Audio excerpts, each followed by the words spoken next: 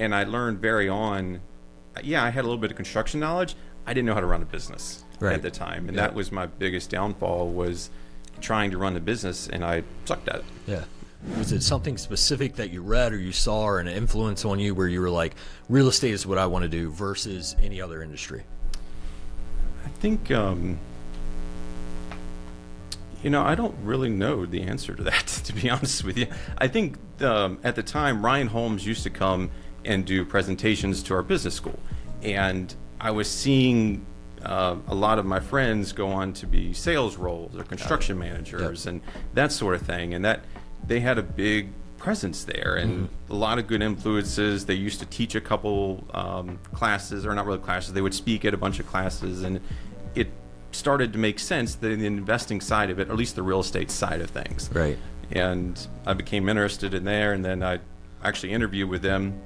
I went in, walking in to be an interview for a sales role, and then a buddy of mine, I was talking to him the night before, and he said, "Man, your temperament, you're going to fail as in the sales side." He's like, "You need to go in construction management." And the more I thought about it last night, it's like, you know what, you're exactly right. I don't have this vibrant personality that's going to go out there and attract a bunch of people. And maybe as a realtor, you don't necessarily need that, but like, you're exactly right. I may be more suited on the construction side. So I literally switched my interview the night before. Didn't get the job, obviously, and then a couple of weeks later, I applied for a local developer that was doing some townhouses out there and went to work for him. Interesting. That's an interesting perspective too, for your friend to give you that feedback, to say, hey, look, you're not going to make it in sales. Yeah. You need to be in construction. And it's cool, like, looking forward at kind of like some of the stuff you're doing now and some of the partnerships you've had where you've realized, like, hey, I'm great at construction. Let me focus on my strength there, and you can still be plenty successful without trying to force, what do you call it, like a square peg in a round hole, right? Exactly, like, right. Because salespeople, a lot of times, one of my biggest challenges, like, I consider myself a decent salesperson, but I am very much an introvert. And a lot of people wouldn't know that, but it is exhausting having a lot of different conversations and entertaining people and things like that. And if you have to, as a realtor, you have zero income until you figure out how to do that day in and day out, multiple times a day, and at various levels.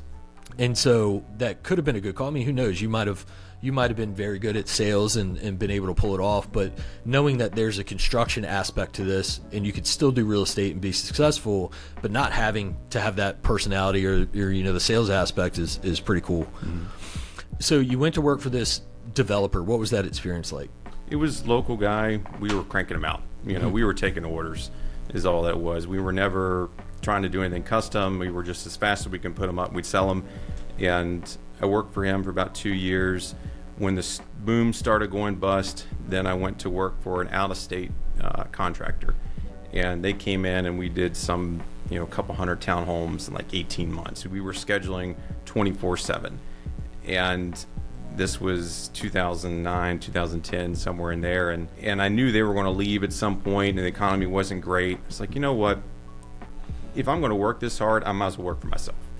And so that kind of spurted on. I made a couple phone calls, did a couple small side hustle projects, and then just kind of walked in and quit one day. And I think that was, at the time, that was probably the right move, because it was 2010, and Harrisburg was slightly insulated from the boom because we were a college town. Mm-hmm. So there's always kind of money coming in at some point, and a lot of our projects were around students, so that helped. But when I started to work for myself, I had a little bit of construction knowledge, but I had always worked for companies that were building to sell. So it was never really doing any contracting, like, hey, let's put on a screen-in porch, let's fix your roof. And I learned very on, I had a little bit of construction knowledge. I didn't know how to run a business at the time. And that was my biggest downfall, was trying to run the business, and I sucked at it. Yeah.